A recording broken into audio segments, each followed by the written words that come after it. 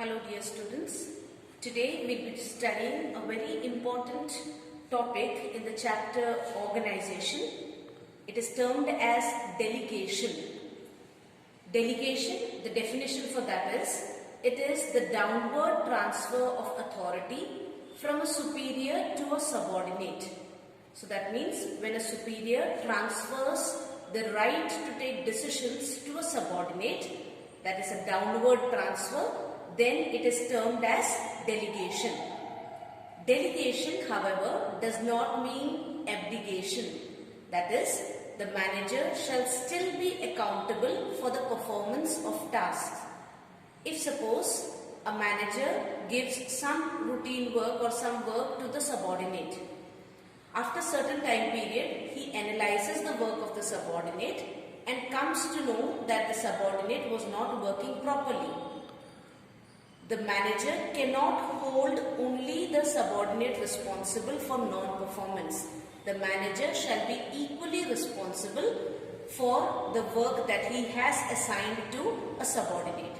So when delegation is done, it is important that the manager analyzes or the superior analyzes, finds out who would be the correct subordinate to hand over the responsibility.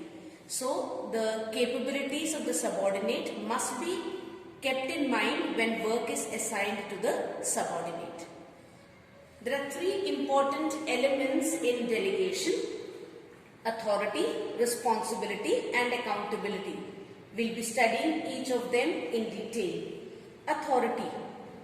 Authority is the right of an individual to command his subordinate and to take action within the scope of his position.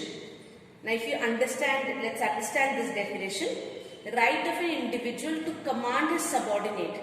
So automatically whoever commands would be the superior.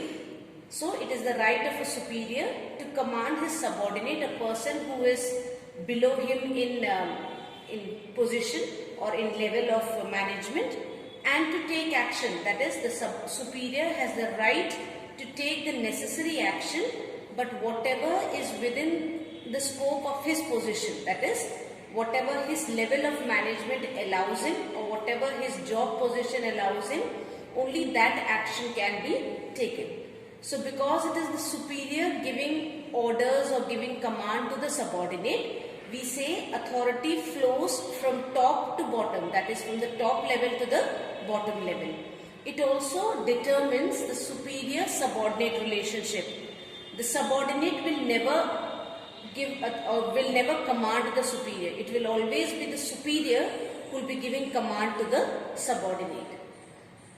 Now, the extent of compliance, that is how effectively the superior's order is followed by the subordinate, depends on the personality of the superior.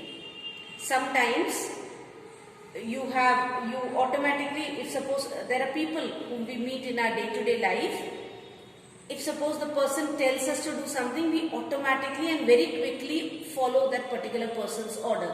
That is because of the personality of that particular individual. So the extent of following of orders of the subordinate depends on the personality of the superior.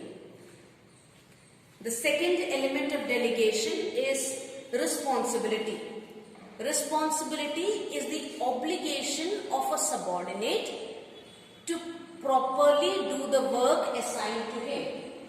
So it is the responsibility of the subordinate to properly do the work that is assigned to him. It flows down upwards, that is, the responsibility is from the subordinate to the superior. And there must be a balance between responsibility and authority. That is, where if a subordinate is given the responsibility to complete a particular work, the necessary authority to do for that particular work must also be given to the subordinate. The subordinate will only be able to do his work properly if there is a balance between the responsibility that he assumes and the authority to take decisions that is given to him. In case of imbalance, there will always be not proper work will not be completed properly.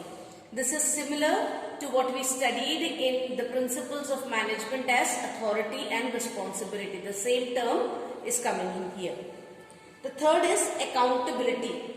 Accountability means answerability, being answerable for the final outcome. Now this cannot be delegated, and it also flows upwards, that is, the subordinate will be answerable to the superior. Once authority has been delegated, once the authority has been given to a subordinate, the responsibility is accepted or assumed by the subordinate, then accountability cannot be denied. I have been given a particular work, I accept, okay, I'll do the particular work. Then I cannot say that I do not know how the work was not completed. If the work was not completed, I would be held responsible. So, in conclusion of delegation, of the concept of delegation, we can say that authority is always delegated, responsibility is accepted or assumed, and accountability is imposed. Thank you, students.